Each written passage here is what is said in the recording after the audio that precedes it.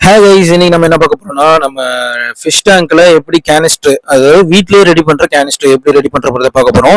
அதுக்கு ஒரு பாக்ஸ் எடுத்துட்டு கீழே ஒரு ஹோல் மேல ஒரு ஹோல். இந்த பிவிசி லைன் வந்து எதுனா எலக்ட்ரிக்கல் லைனுக்கு யூஸ் பண்ற பிவிசி பைப்புங்க.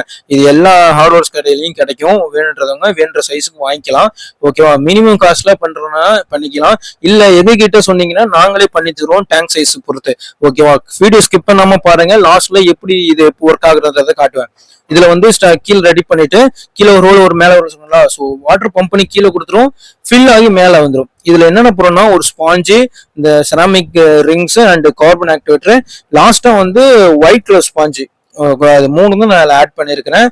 ஜஸ்ட் கீழே கிரீனு, நடுவில் இந்த ஃபில்டர் மீடியாஸ், அதுக்கு மேல ஒயிட் கலர் ஸ்பாஞ்சு. இந்த உள்ளன் ஸ்பாஞ்ச் வந்து நல்லாவே ஃபில்டர் சூப்பரா ஃபில்ட்ரேஷன் பண்ணும். அண்ட் இதுதான் பம்ப் பண்ற மோட்டர். ஓகேவா? ஸோ நம்ம கீழே சப்மர்சிபிள் பண்ணி டேங்குக்குள்ள வைக்கிற motor. Just 1.5 metre height pump பண்ணுங்க. ஓகே, இப்போ நீங்க பாத்துட்டு வந்து செட்டப் பண்ணி அப்போ எடுத்த வீடியோ. ஸோ எப்படி ஊத்திக்கிட்டு இருக்குன்னு பாருங்க. ஓகேவா? இது வந்து ஒரு 2.5 ஃபீட் தான் இருக்கும் டேங்க். 1.5 ஃபீட் பிரெத் இருக்கும். ஸோ நல்லா ஒரு 1 ஃபீட் டெப்த் இருக்கும். இதுல எவ்வளவு அழுக்கு இருக்குன்னு பாருங்க. அடுத்து 10 டேஸ் கழிச்சு நான் எடுத்த வீடியோவும் காட்டுறேன் எப்படி இருக்குன்னு பாருங்க. இதுல கொஞ்சம் நான் ஆல்ட்ரேஷன் பண்ணிருப்பேன். அந்த உள்ள இருக்க ஸ்பாஞ்சும் ரொம்ப அழுக்காயிருச்சு. ஸோ வேற ஸ்பாஞ்சு போட்டுட்டேன். அண்ட் எப்படி எவ்வளவு கிறிஸ்டலா ஃபிஷ் எல்லாம் எவ்வளவு ஆக்டிவா இருக்கு பாருங்க. ஆக்சுவலா 4 ஃபிஷ் தான் விட்டுருந்தாங்க.